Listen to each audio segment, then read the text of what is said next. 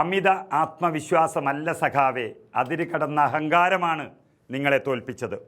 Social മീഡിയയിൽ ഇപ്പോൾ തരംഗമായിക്കൊണ്ടിരിക്കുന്ന ഈ വരികൾ കേരള രാഷ്ട്രീയത്തിലെ വർത്തമാന കാലാവസ്ഥയെ കൃത്യമായി വരച്ചുകാട്ടുന്നതാണ്.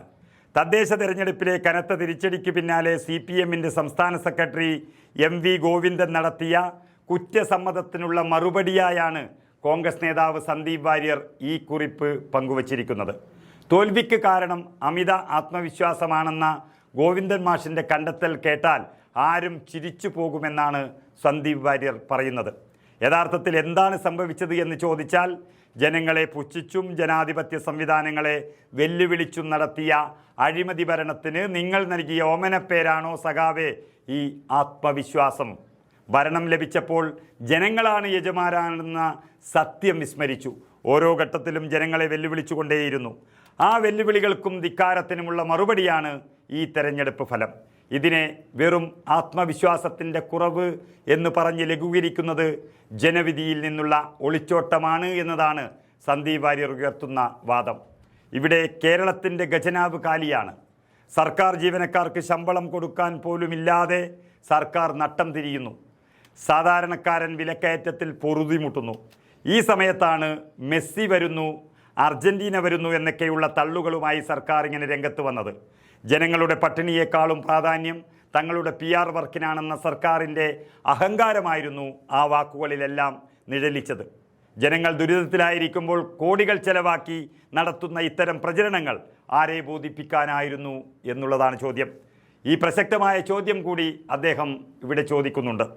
മാസപ്പടി വിവാദം കേരളം ചർച്ച ചെയ്തു. കരുവന്നൂരിൽ പാവപ്പെട്ടവൻ്റെ അവസാന നിക്ഷേപവും കട്ടെടുക്കുന്ന കാഴ്ച നമ്മൾ കണ്ടു. റോഡിലെ AI ക്യാമറകളിൽ വരെ അഴിമതിയുടെ കറ പുരണ്ടിരിക്കുന്നു.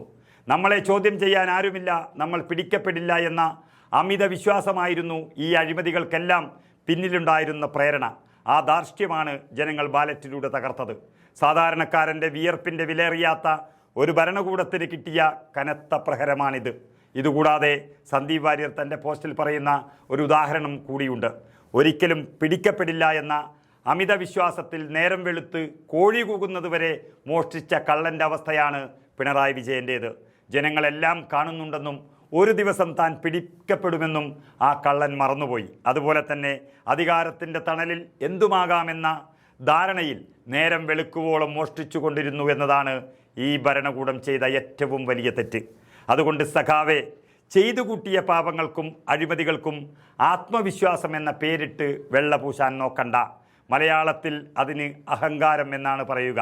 ജനങ്ങളെ മറന്നുള്ള ഈ യാത്ര ഇനിയും തുടരാനാണ് ഭാവമെങ്കിൽ ഇതിലും വലിയ വില വരും ദിവസങ്ങളിൽ നൽകേണ്ടി വരും.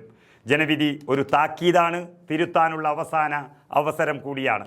ഇത് ഉൾക്കൊള്ളാൻ CPM തയ്യാറാകുമോ എന്നതാണ് കേരളം ഉറ്റുനോക്കുന്നത്.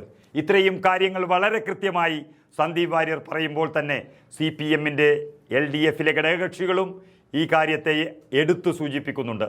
അവിടെ അവർ പക്ഷേ മുഖ്യമന്ത്രി പിണറായി വിജയനെയാണ് നഖശിഖാന്തം എതിർക്കുന്നത്.